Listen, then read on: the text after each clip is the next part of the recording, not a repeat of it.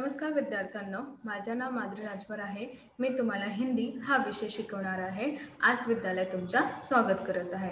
आज जो आपल्या समोर जे धडा आलेला आहे त्याचं नाव काय आहे? विरामचिन्ह। काय आहे? विरामचिन्ह। आणि हा एक व्याकरण आहे आणि यांचा हा तिसरा सीझन चालू होत आहे किंवा चालत आहे।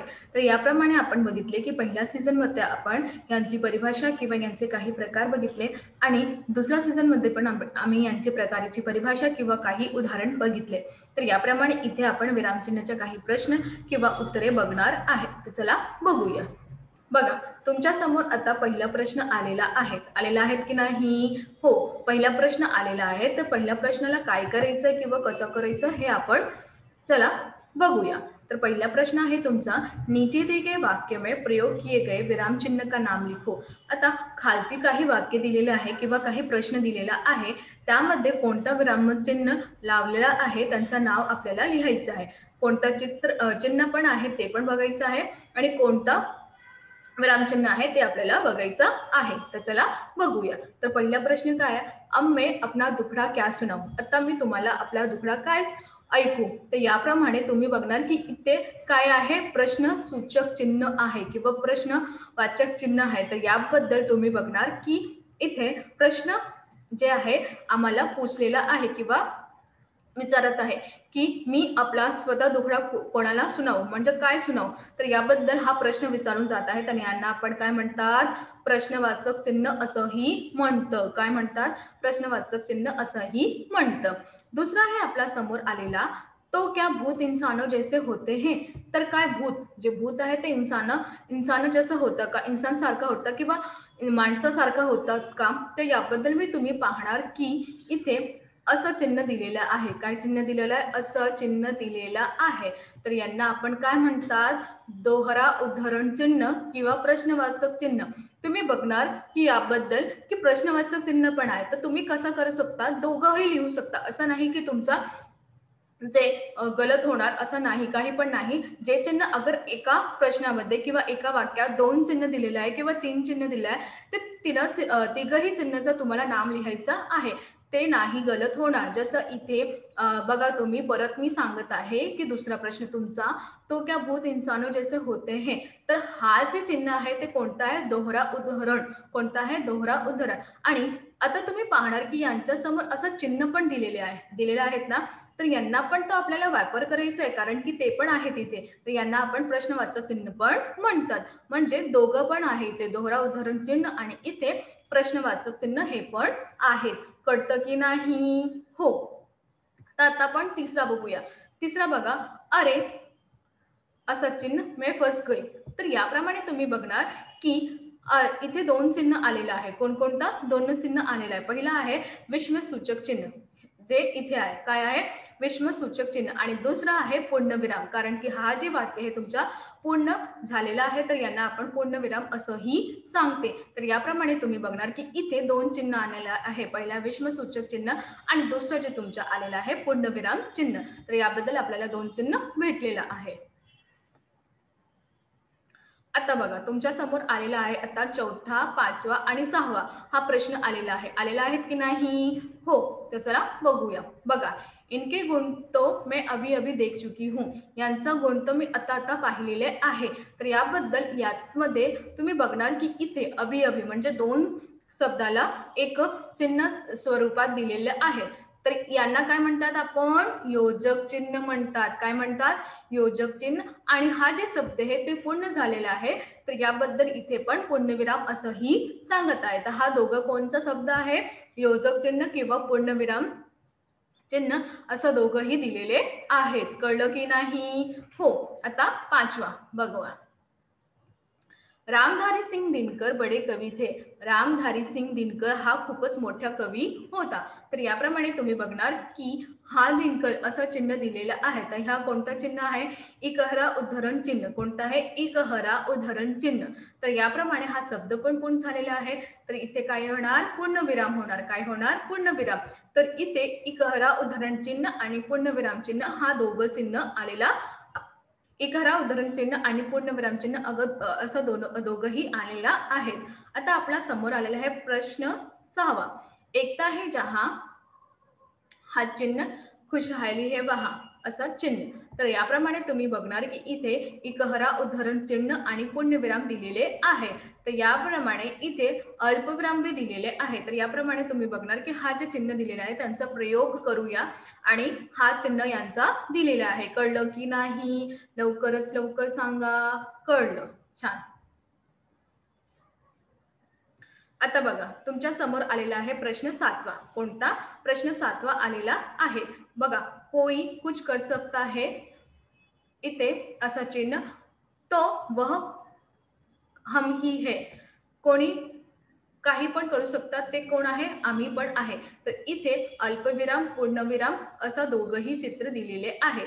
काय आहे? अल्पविराम आणि पूर्णविराम असं दोघंही चित्र दिलेले आहेत. तर याप्रमाणे हा जो 7वा प्रश्न होता, इथे अल्पविराम आणि पूर्णविराम हा दोघंही चित्र दिलेले आहेत.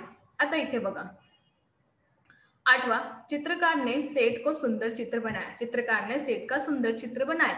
चित्रकार यांनी सेटचं खूपच चांगले चित्र बनवले. तर याप्रमाणे हा जे शब्द आहे तो पूर्ण झालेले आहे आणि इथे पूर्णविराम असंही दिलेले आहे. तर याप्रमाणे हा चिन्हाचं नाव काय आहे? पूर्णविराम. आणि हा शब्द पूर्णविराम बद्दल ही आहेत. कळलं की नाही? हो. तर चला अजून बघूया. बघा आता तुमच्या समोर आलेला आहे प्रश्न दुसरा. कोणता? प्रश्न दुसरा.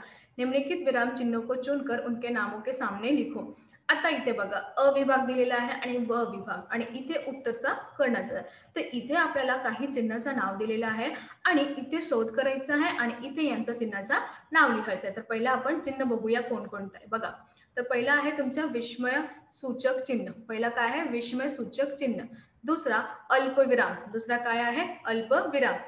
तिसरा दोहरा उद्धरण चिन्ह. तिसरा काय आहे? दोहरा उद्धरण चिन्ह.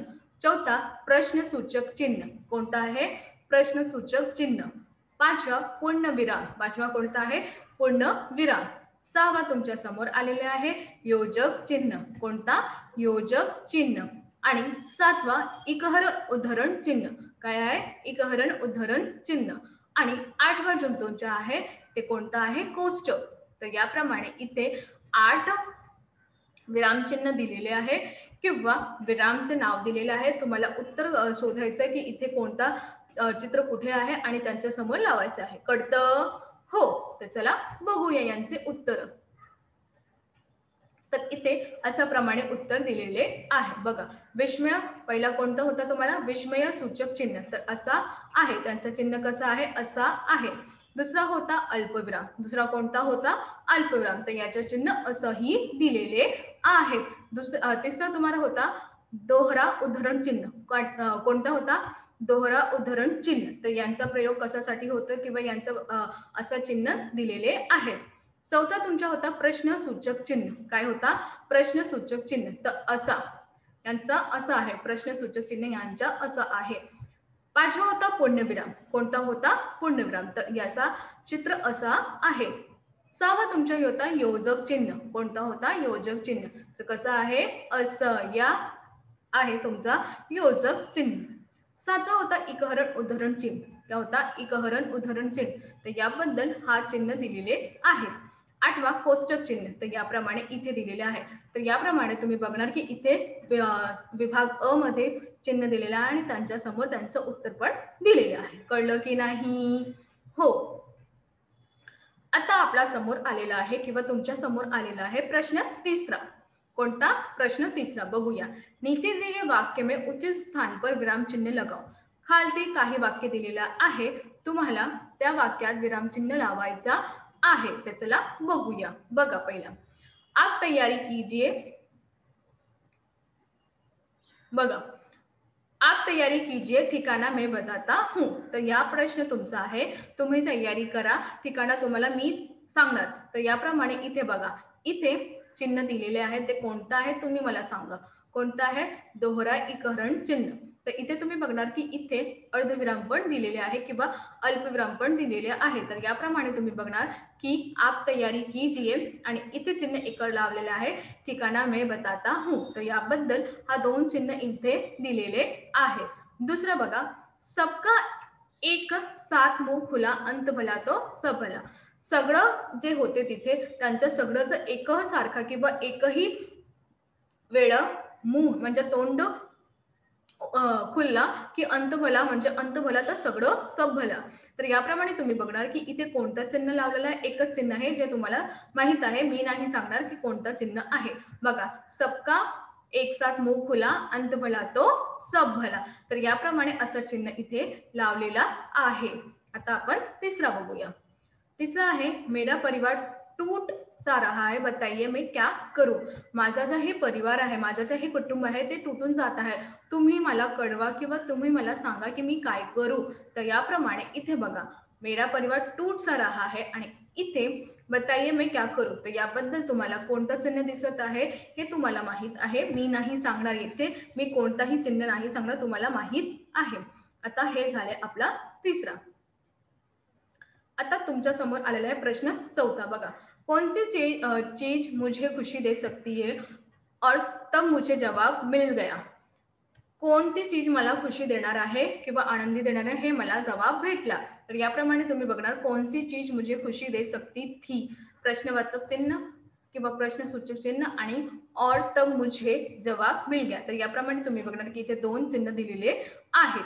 पाचवा, पुल भी मानो मन ही मन कह रहा था की जहा चाह वहा रहा. पूल जेव्हा ही मुलाने बनवले आहे त्यामध्ये हे पण मनात मनात सांगत होतं की जहा चाह वहा रहा.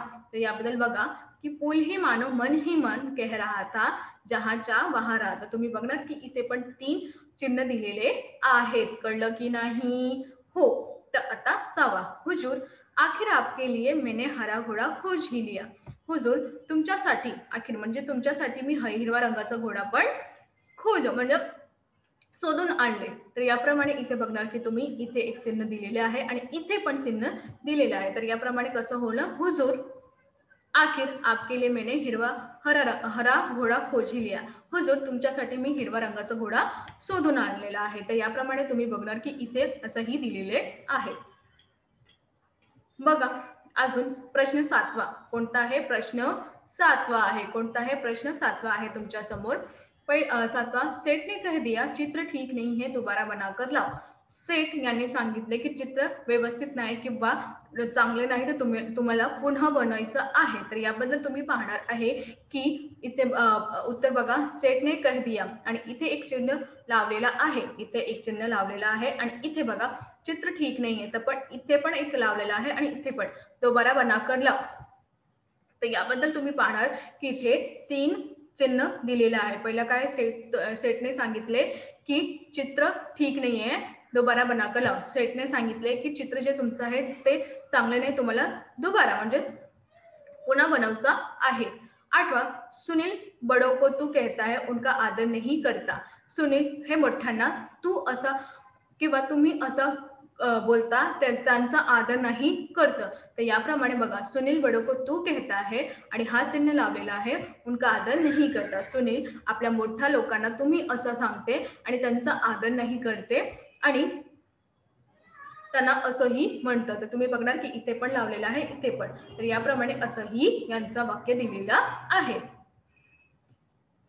तर आज आम्ही काय शिकलो? आज आम्ही शिकलो की कशाप्रमाणे जे प्रश्न आमच्या समोर आलेला आहे की या प्रश्नाचं उत्तर कशाप्रमाणे द्यायचं आहे. आपण काय पाहिले की कशाप्रमाणे जे चिन्ह आहे त्याबद्दल कशाप्रमाणे प्रश्न येणार आणि कधी कधी प्रश्न असं पण येणार आहे की ज्या चिन्ह आहे त्यांच्या जे नाव आहे चिन्हाचं ते दिलेलं आहे आणि त्यांच्या समोर चिन्हाचं वेगळे चिन्ह दिलेले आहे. त्यानंतर आपल्याला कसं शोध करायचा की यांचं उत्तर काय आहे आणि यांचा प्रश्न काय आणि असं पण दिलेलं आहे की काही प्रश्न दिलेले आहेत त्यांना चिन्हामध्ये परिवर्तन करायचं म्हणजे चिन्ह लावायचं आहे की कुठे कोणतं चिन्ह येणार कुठे नाही.